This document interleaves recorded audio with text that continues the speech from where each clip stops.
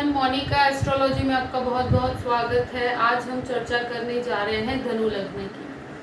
देखिए, धनु लग्न वालों के लिए ये जो जून का महीना है वो किस प्रकार की स्थितियां लेकर आ रहा है और कैसे हमें पूरे ही महीने को प्लान करना है, ये हम आज जानने की कोशिश करेंगे। देखिए, धनु लग्न और लग्न का स्वामी होता है गुरु, यानी कि जुपिटर। वो आपके चतुर्थ स्थान में है और उसके साथ मंगल है 27 तारीख को। तो ये जो गुरु मंगल की युति है, आप लोगों के लिए ये कहूँ कि लग्नेश का चतुर्थ भाव में होना हर तरह की सफलता का एक इंडिकेशन है। और ये स्वगृही पोजीशन में मंगल के साथ आपके अंदर कार्य की ऊर्जा को डबल कर देता है। आप कोई भी इंटरव्यू के लिए जाते हैं या कोई भी नया कार्य शुरू करना चाहते हैं तो ये गुरु आपको बहुत ही एक्सीलेंट रिजल्ट्स प्रदान करता है। और आपकी खुद की बात की जाए, जो आपके काम में एक अलग ही प्रकार की एनर्जी रहेगी, इसलिए उसमें कोई प्रकार की कोई दुविधा या कोई कमी नहीं है। और ये मंगल के साथ आपके भाग्य की वृद्धि करता है। देखिए, कर्म को बहुत यहाँ पर मैं मजबूत होता हुआ देख रही हूँ। जो लोग इवन घर पर रहकर भी कार्य कर रहे हैं, उन लोगों के लिए भी बहुत एक्सीलेंट पोजीशन है। और हर कार्य में आपके जैसे अगर कोई इंटरव्यू है या कहीं पर आपका प्रेजेंटेशन है, तो वहाँ पर एनर्जी का लेवल बहुत ही अलग ही स्तर का रहेगा। उससे एक अट्रैक्शन बना रहेगा लोगों के बीच में आपके प्रति। तो ये इवन बिजनेस के अंदर भी आपको ये गुरु मंगल की युति का बहुत अच्छा लाभ प्राप्त हो रहा है।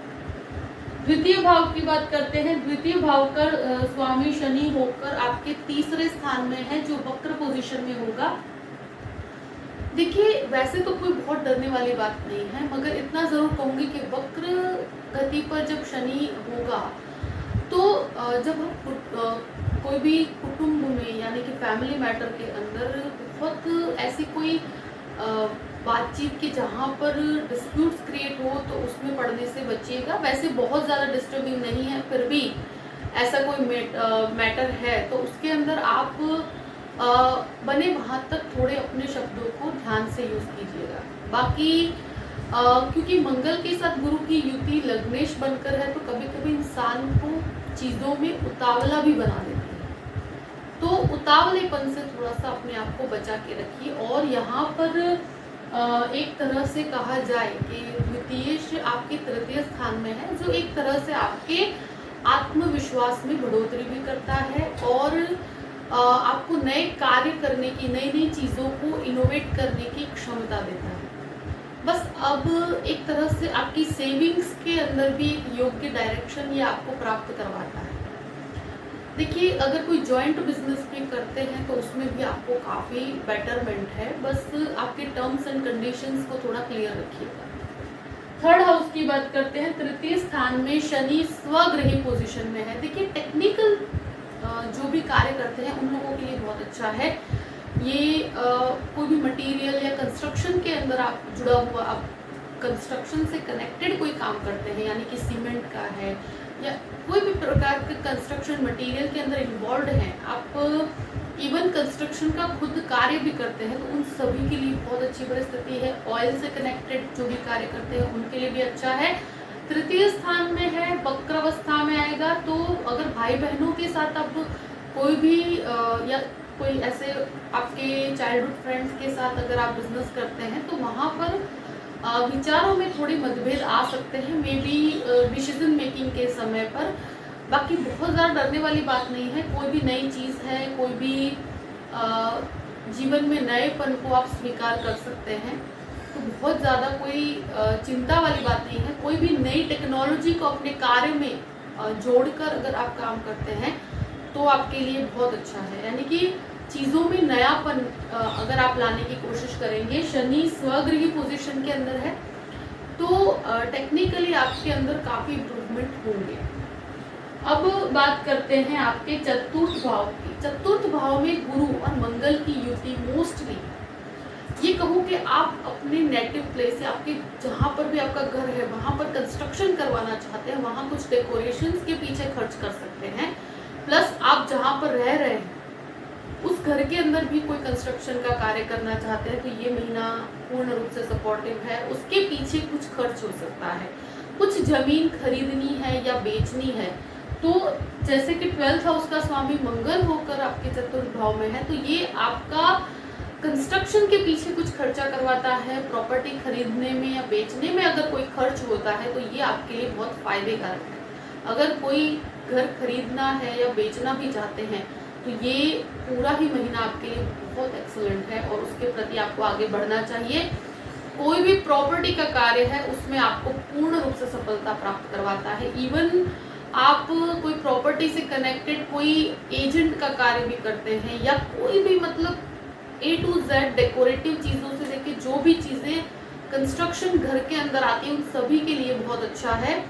प्लस ये गुरु मंगल की युति के कारण मैं कहूँ कि मेडिकल के अंदर जो जो कार्य कर रहे हैं उन सभी के लिए बहुत अच्छी परिस्थिति है। मन के अंदर एनर्जी बहुत रहेगी, ये मानसिक सुख का भी घर है, तो गुरु स्वगृही और मंगल उसके साथ है तो थोड़ी एनर्जी लेवल बहुत ज़्यादा है। आपके अंदर यही होगा कि मैं कुछ नया करूँ, हर क्षण आपके मन में होगा कि मुझे एक नए नए आइडियाज़ आएंगे और आपको लगेगा कि आपकी एनर्जी कहाँ पर आप यूज़ करें बेटर से बेटर जगह पर, और उसके जो भी आपको डायरेक्शन आपको लगता है कि आपको करना चाहिए तो उसके प्रति आगे बढ़ने के अंदर ये गुरु मंगल आपको पूर्ण रूप से सपोर्ट करता है और आपको करना भी चाहिए ये कार्य।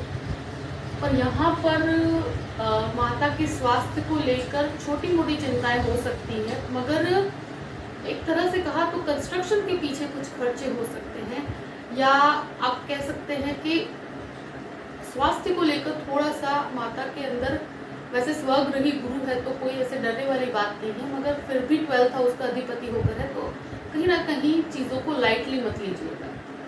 अब बात करते हैं पंचम भाव की। देखिए पंचम भाव का अधिपति खुद चतुर्थ में शुक्र राहु की युति एक साथ है।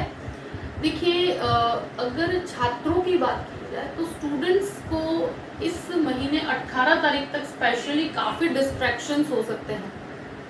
आपकी पढ़ाई से आप डिस्ट्रैक्ट होकर कोई ऐसे रिलेशनशिप में ना पड़ जाएं जिससे आपकी स्टडीज़ का नुकसान हो, क्योंकि शुक्र राहु एक इंसान को काफ़ी खर्चीला भी बना देता है। इंसान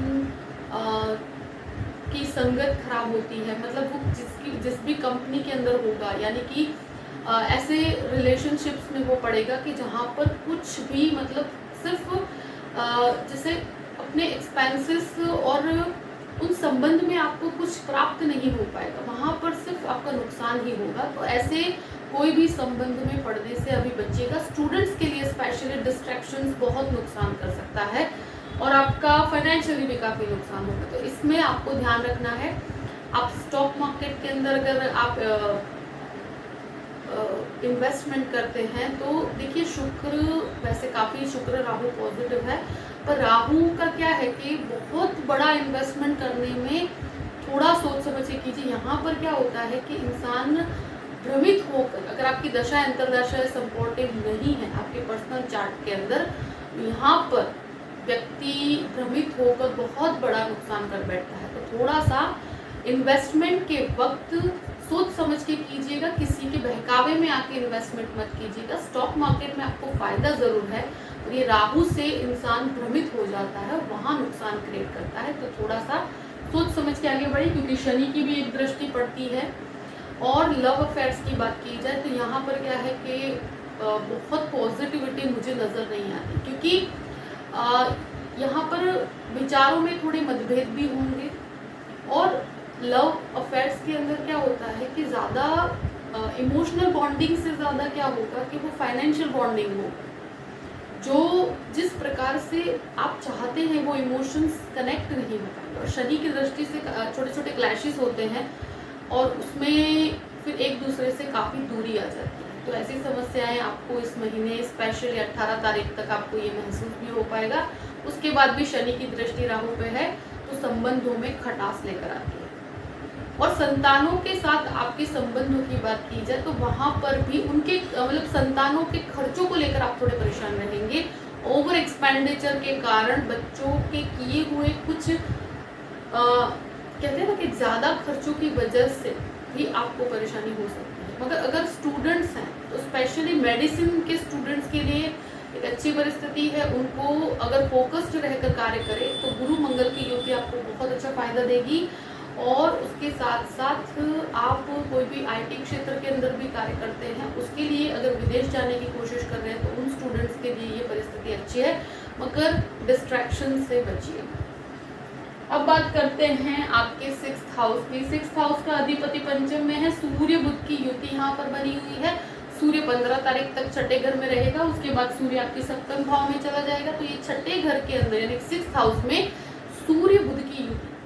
और इस प्रकार की स्थिति में क्या होता है, सबसे पहली चीज आपको कोई भी थायराइड से कनेक्टेड प्रॉब्लम है तो उसमें आपको ध्यान रखना है। दूसरी चीज देखिए, ये जो आपका 6th लॉर्ड है जिस प्रकार की स्थिति में है तो वहाँ पर एक तो स्ट्रेस क्रिएट करता है। स्ट्रेस के कारण अगर आप जैसे डायबिटीज के कोई भी पेशेंट हैं तो उनको ये चीज़ को लाइटली नहीं लेना। स्वास्थ्य को वैसे ही बहुत चिंता वाली बात इसलिए नहीं है कि लग्न का स्वामी काफ़ी स्ट्रॉन्ग पोजीशन में है, फिर भी मैं कहूँगी कि ये पोजीशन में अगर छोटी छोटी चीज़ों पर ध्यान दिया जाए तो अच्छा है। और बहुत बड़े लोन में अभी मत पड़िए। अगर लोन प्रॉपर्टी से कनेक्टेड है तो ले सकते हैं क्योंकि वो आपके लिए बेनिफिशियल रहेगा।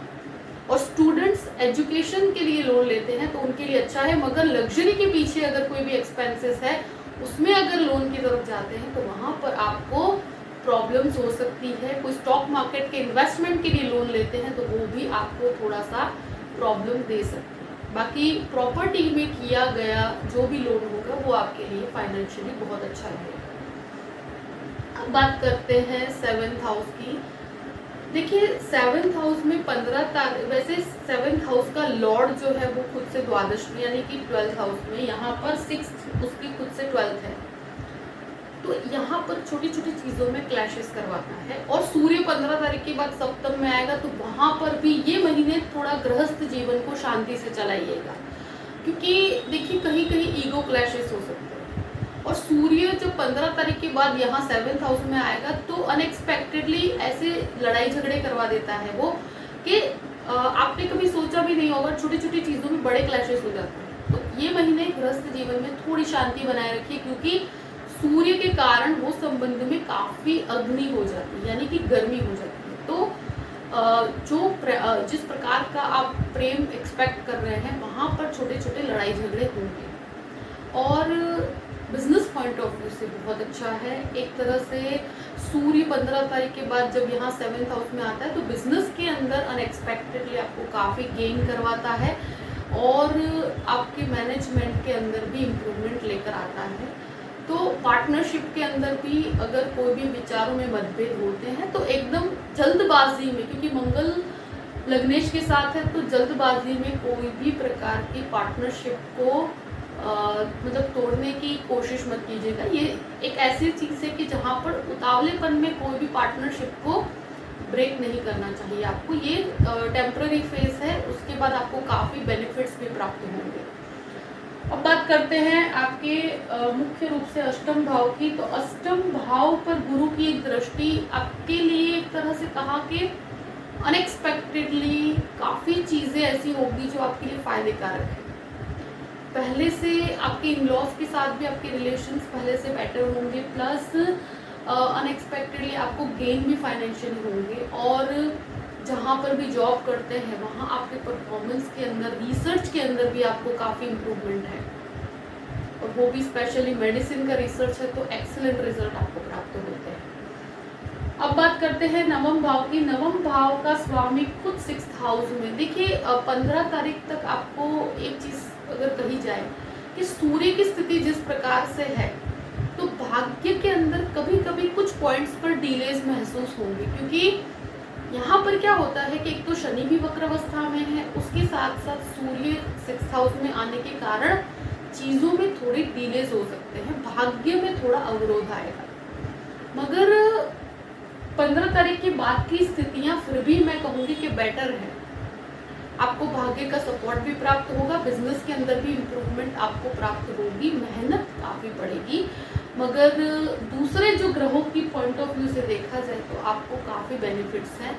उसमें अगर आपको डिलेस महसूस हो तो चिंता की कोई बात नहीं है। 15 तारीख के बाद सूर्य का भी सपोर्ट प्राप्त होगा, कॉन्फिडेंस में वृद्धि होगी।